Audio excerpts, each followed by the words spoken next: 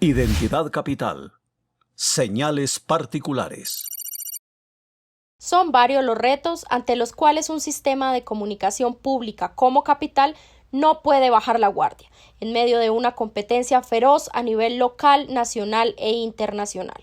Por ejemplo, mantener su carácter de medio público sin ser cooptado por la administración de turno. Ofrecer una programación de interés local y regional, sin darles la espalda a la globalización de las culturas y las tecnologías de la información y la comunicación. Transitar desde la oferta exclusiva de programación en la pantalla tradicional hacia las plataformas y redes digitales. Contribuir al desarrollo de la región capital. Fortalecer el ejercicio de la ciudadanía y poner ésta en el centro de misión. Ofrecer una programación de calidad que responda al interés y a las necesidades de las múltiples audiencias. Mantener la fidelidad de las audiencias y seducir nuevas audiencias.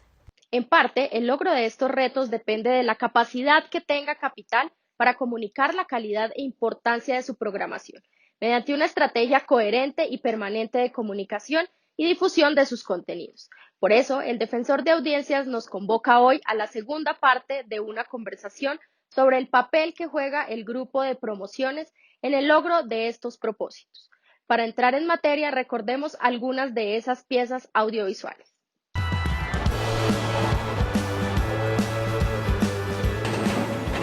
Calle a Calle, el magazine de la ciudad. Insumo mi voz. Y yo también sumo mi voz. Únete a esta gran conversación. Numeral Sumo mi voz, a la paz, la democracia y al libre acceso a la información.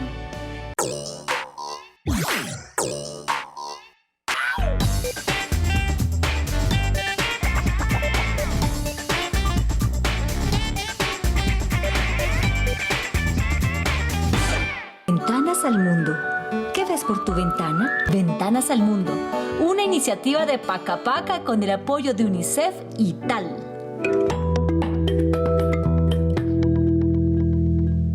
Me complace darle la bienvenida a Defensoría de Audiencia de Capital, a Audiencias Capital, a Eduardo Rodríguez González. Él es líder del grupo creativo de autopromociones.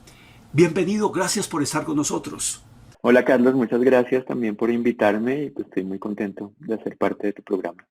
Te invito, Eduardo, a que quizá con ejemplos concretos nos ayudes a entender esa creatividad, cómo aterriza en la vida práctica. ¿Por dónde arrancamos? La primera labor que hacemos nosotros desde el in-house, desde autopromociones, es agarrar el alma, el ADN de Capital Sistema de Comunicación Pública. Y el ADN está sustentado en el logotipo. El logotipo es como la máxima expresión estética de las conceptualizaciones que se han hecho durante mucho tiempo de qué significa ser un sistema de comunicación pública, de qué significa que ahora nos llamemos Capital Sistema de Comunicación Pública. Entonces ese logo es el que sintetiza todo lo que nosotros queremos expresar y lo que se quiere decir. Esa es la raíz de toda la historia. Creo que lo primero es que nos expliques cómo fue esa deliberación del concepto, porque eso debe ser un chicharrón bravo. El concepto y después cómo ese concepto aterriza en un color, en una figurita y no en otra y demás.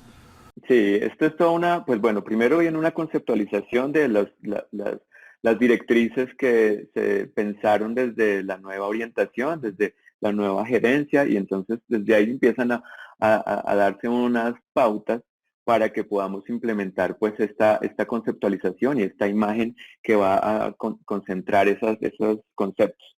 Entonces, bueno, después de esas directrices, entonces decimos, no, es que vamos a conectarnos con la ciudadanía como una cosa que, para sostener eso que ya se estaba haciendo, que era conectarnos siempre. Pero ¿qué más? La C es lo principal en Capital, porque somos Capital Sistema de Comunicación Pública. Entonces, la C tiene que estar presente.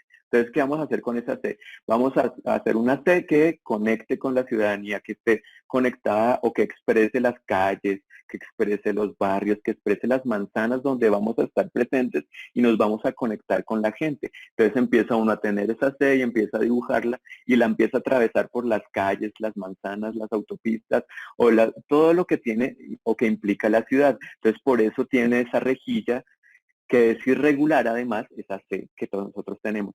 ¿Qué pasa? Los colores. Entonces vamos a salirnos de los colores de la bandera de Bogotá, Bogotá región, como somos ahora, y entonces no vamos a hacer esos colores amarillo y creo que es el amarillo y el rojo, bueno.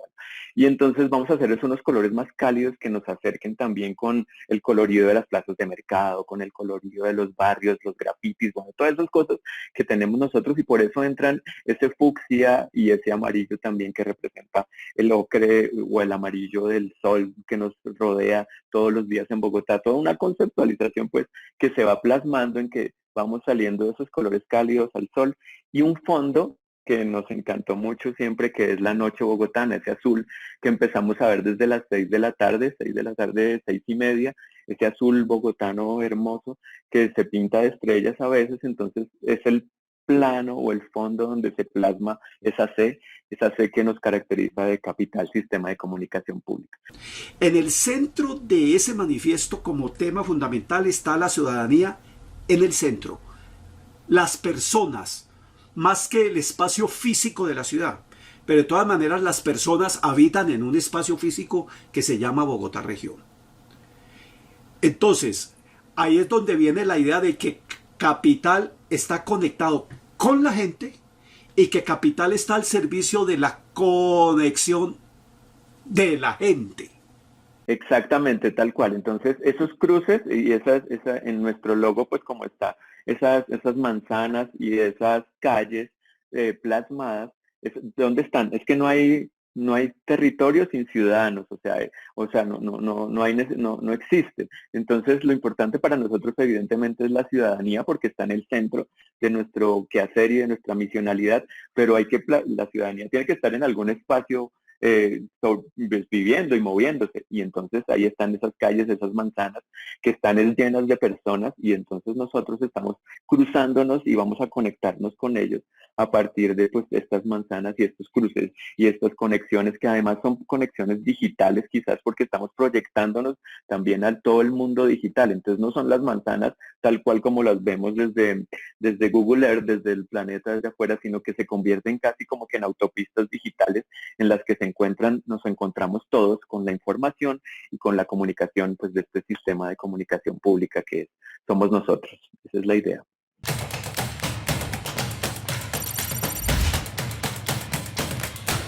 Después de la pausa, el defensor continuará indagando sobre varios elementos y procesos que intervienen en la creación de estas piezas audiovisuales por parte del equipo creativo de Capital. Recordemos que ese equipo tiene a cargo la promoción y divulgación de los contenidos que este medio de comunicación difunde tanto en la pantalla de televisión como en las redes y plataformas digitales.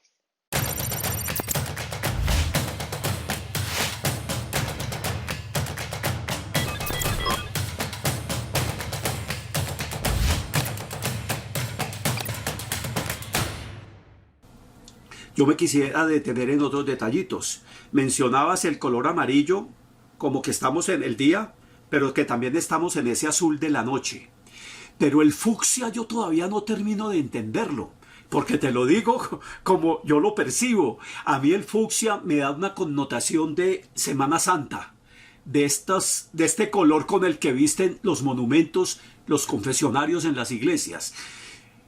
Precisamente el fucsia está presente en el hábito del Divino Niño, está presente en los dulces coloridos de las plazas de mercado, que son esos dulces así rosados y fucsias y muy llamativos.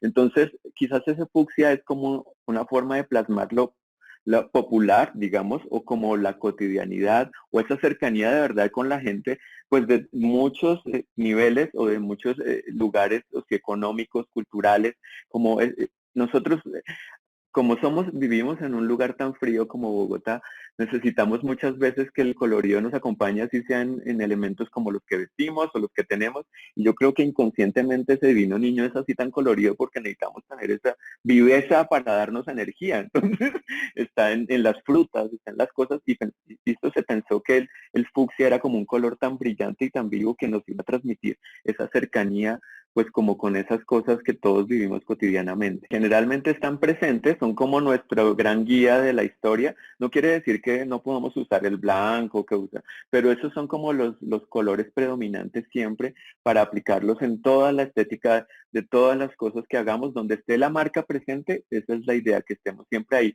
Obviamente el logo tiene aplicaciones en formato de blanco y negro, en formato de grises, en muchas aplicaciones también, o en los contrarios de estos, pero lo aconsejable o lo que siempre va a servirnos para plasmar nuestra identidad es esa aplicación con esos colores y con ese fondo, pues para que estemos ahí como marca y que nos identifiquen siempre. Eduardo, entonces, deciden que vamos a tener el color fucsia, el color amarillo, el color azul predominantemente para los temas de noche y los programas de noche, el amarillo más para los temas del día, el fucsia, los tres colores siempre están en todas las piezas, siempre. La idea es que ese colorido nos llame la atención, así como un ejemplo puntual, por ejemplo, en el noticiero, en Noticias Capital, arrancamos con ese fondo fucsia que está detrás de Yajaira, y que entonces eso no es habitual en los noticieros generalmente son muy serios. Entonces nosotros, para darle ese colorido y como esa cercanía y como bajarle ese tono a la angustia que siempre tienen los noticieros por las noticias tan complicadas y de tragedias, y porque el tono editorial del noticiero nuestro, por ejemplo, es no ser tan amarillista, sino que tener una mirada positiva y una mirada esperanzadora siempre. Entonces nos mandamos con ponerle ese fondo de una vez al video wall donde están las presentadoras, que es ese fondo así fucsia muy fuerte, para que uno sepa que ahí estamos de una. Y ese es el tono de Capital, los tonos fuertes y como esa calidez y esa cercanía se vean representadas ahí. Entonces la idea sí siempre es que alguien pasa y zapeando rápido va a ver que esos tonos fuertes estamos en Capital.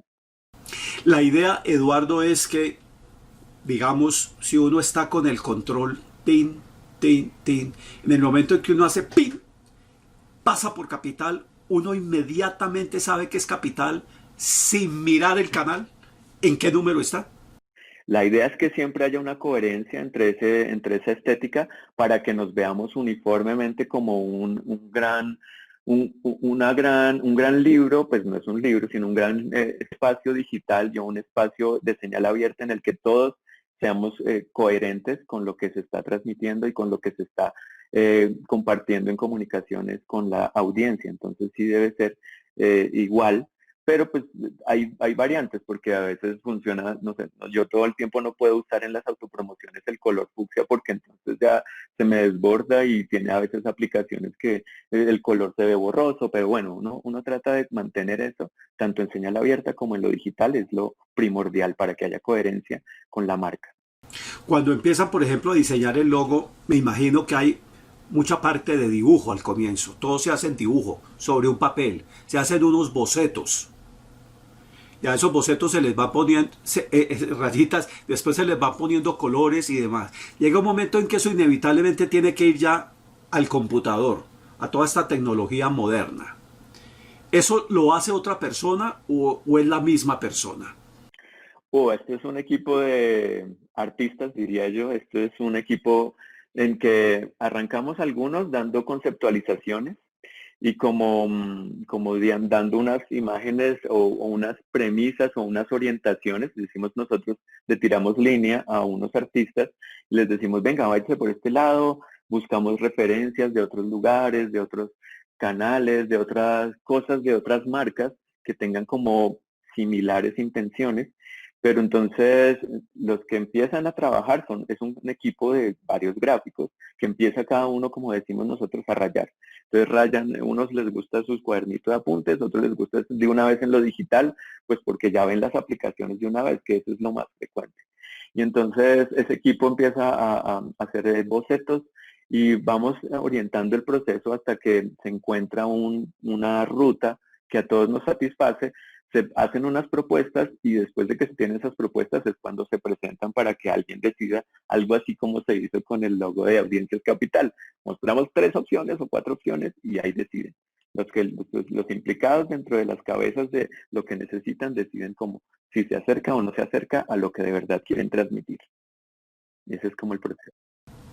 Eduardo, En esto, decías al comienzo de esta conversación, quizás lo más difícil es ser original, digamos, porque es tanta la producción a nivel mundial de piezas que inventarse algo distinto es muy difícil. O sea, tiene que haber casi que una iluminación divina para que a uno se le ocurra algo original, original, original. Me imagino que hay ciertos códigos para ciertos temas que inevitablemente tienen que estar ahí. No sé, van a hacer una promoción sobre Aprende en Casa, que es dirigida para niños, para niñas y adolescentes. Hay ciertos códigos, ciertos lugares que incluso podrían ser lugares comunes que no se pueden obviar, o a esos también hay que huirles. No, no hay que huirle a eso porque eso es como una investigación y un, diríamos, know-how o un conocimiento previo que ya se tiene sobre cómo se comportan frente a a unos tipos de mensajes las audiencias específicas. Por ejemplo, en Aprende en Casa uno ya sabe que a los chicos les gusta que todo sea colorido, que todo pase rápido, que haya una música dinámica. O sea, no les puedo poner música clásica porque sí, listo, a algunos chicos les gusta la música clásica, pero pues es chévere que sea dinámica. Entonces ponemos música clásica que esté mezclada con rock o que esté mezclada con electrónica, y entonces todo es así, uno tiene que recurrir, o uno se para sobre lo que ya está hecho o lo que ya hicieron otros y lo que ya otros investigaron y sobre eso construye cosas nuevas. Es difícil inventar, pero se puede, uno puede coger elementos de aquí y de allá. Los artistas en general, pues sin, es muy pretencioso decir que somos artistas porque nosotros no somos artistas los, digamos, creativos en estos términos, pero siempre el que es artista coge elementos de aquí y de allá, de un lado, del otro, y construye sus propias piezas, y eso es lo novedoso, construir a partir de algo y plantear nuevos conceptos y plantear nuevas miradas, porque eso es lo distinto, plantear otra forma de ver la realidad que ya lo vieron muchos de una forma. Entonces, desde ahí es lo que uno puede ser creativo, y sí, nos basamos en muchos códigos y muchas cosas. A los adultos les gusta otra manera de hablar, les gusta que le hablen pausadito, que a los adolescentes les gusta que le hablemos irreverente, entonces hablamos con otros códigos, y así es. Bueno, hay que tener en cuenta todo eso, ese know-how, ese conocimiento que existe previo en muchos terrenos para construir los mensajes y construir la manera como les hablamos, tanto estéticamente como pues verbalmente en todas las cosas que hacemos.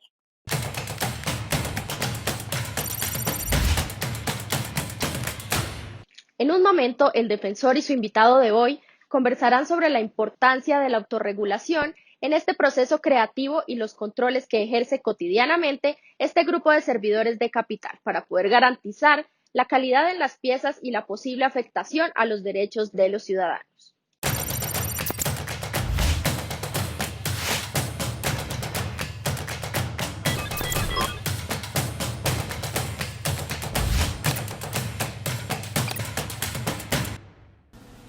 ¿Quién hace las veces de espejo, de curaduría de lo que ustedes hacen? Y me remito, por ejemplo, al caso de niños, niñas y adolescentes, para que, por ejemplo, las piezas que ustedes producen no vayan a tener elementos de lo que se llama políticamente incorrecto o incurran en un lenguaje sexista o en un lenguaje homofóbico o xenofóbico o estas cosas que políticamente cualquier medio de comunicación, pero sobre todo un medio público, debe tener muy en cuenta. Por ejemplo, ¿cómo no hablarles a los niños que están en Aprende en Casa como si fueran intelectualmente menores y hablarles en el tonito de ay, ¿cómo te parece? ¿Qué tal? ¿Qué tal? Que normalmente los adultos tratamos de a los niños como si fueran inferiores intelectualmente a nosotros. ¿Cómo se curan de eso, digamos? Bueno, pues primero nosotros nos curamos de eso, siempre estando como al día y como teniendo una intención personal de estar construyéndonos desde cada uno de los que estamos implicados en el proceso, de no caer en los clichés ni caer en esa manera de abordar los contenidos que quizás diríamos es ortodoxa, como tú dices, porque ya, o sea, uno no los puede subvalorar a los niños, ni a los adultos, ni a los adultos mayores. Esa no es la intención. Entonces, primero es como cada uno tiene que caminar ese proceso de autoformación y autocrecimiento. Pero después de eso, pues arrancan, no sé, en Aprende en Casa, por ejemplo, existe un equipo de contenidos que nos manda a nosotros una información pertinente, se llaman unos briefs. Entonces, en esos briefs nos documentan de exactamente cómo están abordando a los niños, cuál es la mirada de capital de esos niños, de ese grupo objetivo de las audiencias menores de edad, y entonces nos dicen, el público objetivo de nosotros son los niños de esta manera, son niños que son muy pilos, que están muy adelante en muchas cosas, están ávidos de conocimientos, etcétera, hay muchas cosas, y ellos nos dan esa orientación de cómo es nuestro público objetivo. Después nos dicen, queremos hablarles de esta forma. Entonces, la primera orientación es desde el equipo de contenidos. Después nosotros mismos tenemos que hacer como esa autorreflexión de cómo hablamos. Entonces tenemos un equipo creativo, entonces yo escribo unas cosas, tengo otro copy que también escribe cosas, y entre los dos decimos, nos autocriticamos o nos autorregulamos, como dirías tú también, que cómo vamos a hablar. Después de eso existen pasos o filtros, entonces hasta tan sencillos como Carolina. Entonces Carolina no está en el proceso creativo. Carolina, cuando lo ves desprevenidamente, conoce todo el panorama y entonces lo ve y dice, oiga, pero esto está raro, están hablando de una manera extraña, o me están diciendo un mensaje que es raro, o esta imagen que tiene que ver con el tema que se está. Entonces nos autofiltramos primero entre nosotros, todos desde el proceso, y después volvemos otra vez cuando tenemos ya las piezas, se las mandamos a nuestro equipo de contenidos, que son los que nos hicieron la solicitud, y ellos también la ven desde sus propias ópticas, y es otro filtro más. Entonces, todos esos filtros aseguran que se cumpla la manera como tenemos que comunicarnos específicamente con cada una de las audiencias, sea infantil, sea juvenil o sean adultos. Fíjate, Eduardo, que hablando contigo ahora se me ocurre, a raíz de lo que conversábamos al comienzo, de que como un reto de Capital es generar espacios de encuentro entre los diferentes intereses, visiones, protagonistas, grupos poblacionales. Si estamos haciendo, por ejemplo, una pieza de rock al parque, el objetivo fundamental, pues obviamente es toda la gente que ama el rock. Pero ¿cómo hago yo para que yo sea capaz de seducir a un adulto mayor que de pronto tiene muchos prejuicios con el rock y que encuentre interesante y seductor que Canal Capital o Capital le ofrezca también esa posibilidad de acercarse a ese mundo al cual seguramente nunca irá porque le teme a que lo coja una ronda de pogueo y le peguen su buen estrujón ahí? ¿Cómo se hace eso? O sea, ¿cómo capto yo grupos específicos de interés, pero sin excluir al otro de mis piezas, sin dejar de convocarlo, de seducirlo también? Claro, sí, porque pues la TV en realidad debía ser es familiar, pues porque el público objetivo en realidad no es que sean solo los nichos, aunque eso es lo importante también, como que vaya dirigida a unos nichos específicos, pero si los niños pueden ver la señal abierta o los contenidos digitales, pero con el acompañamiento de los padres, y pues nada, los adolescentes les encanta el rock, pero hay adultos, y yo que soy ya adulto grande, también me encanta el rock y hay que seducir a esos públicos, pero sí siempre hay que tener como una orientación específica a que si el nicho o nuestro gran público de Rock al Parque son los jóvenes que siempre iban a Rock al Parque, que iban al evento, pues entonces uno trata de cautivarlos a ellos con los grupos que van, con esos temas que les parecen importantes, con el ritmo de las piezas, pero por ejemplo, para cautivar a los adultos que quizás no iban a Rock al Parque y que en esta ocasión, no sé, por la pandemia, como se hizo Rock al Parque virtual, se hizo un especial, entonces uno les dice, lo puedes vivir en casa, con todas las comodidades, pero vas a vivir el rock en tu casa tranquilo y como dices tú, sin el pogo, sin esos temas que pueden a veces dificultar, y entonces uno pone unas frasecitas en el texto que llama a que se vinculen o que disfruten el contenido, y entonces llama a los jóvenes para que disfruten Rock al Parque porque les encanta apoyar, pero también lo van a hacer ahora en casa, con familias, y entonces con sus familias y con sus papás que ya son adultos, entonces ahí estamos vinculando a los otros públicos. Son detalles pequeños que uno en el llamado y en la comunicación empieza a vincular a todos los públicos que podrían estar interesados en verlo o en ver un contenido específico. Oye, Eduardo, quizá ya que mencionas el tema de la pandemia, vale la pena que nos compartas ¿Qué tipo de desafíos ha planteado producir esto en medio de la pandemia con las restricciones de movilidad y demás? Porque una cosa es salir con el boceto, a grabar en escenarios naturales, a hacer las tomas que yo necesito porque necesito este plano para después meterle este otro, esta secuencia, y otra, trabajar con lo que hay. Ha sido bien difícil el tema de la pandemia porque nosotros desde Autopromociones no siempre un gran volumen de las piezas que producimos o de los videos y las autopromociones o les diríamos los comerciales internos de contenidos los hacemos con base en el material que nos dan desde el contenido especial. No sé, vamos a hacer una promoción de una serie, entonces usamos desde la serie misma materiales o pedazos o fragmentos de video para hacer la promoción, pues porque estamos vendiendo eso. Pero también cuando queremos hacer como piezas en las que el canal exprese lo que piensa, que son muy importantes esas piezas, o esos videos en los que decimos que Capital tiene la audiencia en el centro, que Capital está siempre comprometido con la conexión con las audiencias. Entonces, esa conexión con las audiencias, ¿cómo la logramos? Es grabando cosas en la calle, en esos testimonios, grabando imágenes donde nos estemos conectando o grabando cosas donde haya programas que se hagan en la calle, porque es en la calle donde está la conexión con la gente. Y eso no lo hemos podido hacer porque ha sido imposible, porque los protocolos para grabar son muy complicados, porque es armar un equipo de rodaje ahorita, a pesar de que estamos ya saliendo un poco, pero es difícil. Entonces, eso nos ha limitado bastante el quehacer para conectarnos con la gente. Estos medios virtuales nos ayudan, pero no es lo suficientemente extendido como a los públicos que quisiéramos llegar, a las regiones, a la zona de los campesinos en Sumapaz. Entonces, esa es como la Bogotá que queremos abarcar y no solo ir al centro de la ciudad y entonces grabar a unas personas, porque no tiene mucha gracia. Es abarcar la Bogotá región y en eso estamos muy limitados aún. ¿Hay algún sitio, en una página web, en un repositorio web online donde uno pueda ver todas las piezas que ustedes han producido?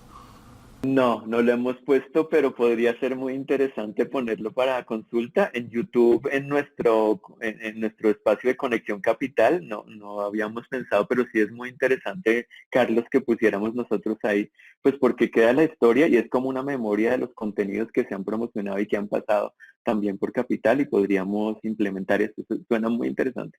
No, ¿y sabes por qué también? Porque me parece que si eso está, por ejemplo, en YouTube, para estudiantes de comunicación social, para publicistas, para diseñadores, para creativos, ese se puede volver un material de consulta y de trabajo en las aulas de clase. Sí. Generalmente, pues pasa es más bien que como que algunos de los que están implicados en los procesos, no sé, los editores van y suben en sus reels en YouTube las piezas que hacen o los videos que hacen y están por ahí, pero no están catalogados. Entonces sí sería muy interesante ponerlo ahí de consulta, de libre consulta, pues porque además es bueno siempre recibir el feedback o como las opiniones de esas piezas o de esos videos que producimos. No siempre los tenemos a disposición y eso sería muy, muy interesante como que nos dijeran, no, esto no se entiende qué es lo que estás haciendo, o buenísima esta pieza del Rock al Parque que hicieron, o muy bonito este de Aprende en Casa, o este Aprende en Casa está como muy subido de tono. Bueno, chévere subirlo y que nos den esa interacción las audiencias, sería muy, muy interesante. Pues yo creo que lo podemos hacer, estos medios virtuales lo permiten, podríamos programar un espacio futuro de Audiencias Capital para que con 3 o 4 personas retroalimenten el análisis de alguna de esas piezas que valga la pena y sobre las cuales ustedes quisieran recibir esa retroalimentación. Creo que podría ser objeto de un espacio exclusivo a conversar sobre una pieza con algunas personas que se muestran interesadas. Así que nos queda tarea y seguramente esa va a ser la ocasión para volvernos a encontrar aquí en Audiencias Capital. Eduardo Rodríguez González, líder creativo de este grupo de las autopromos en Capital. Muchas gracias por haber estado con nosotros.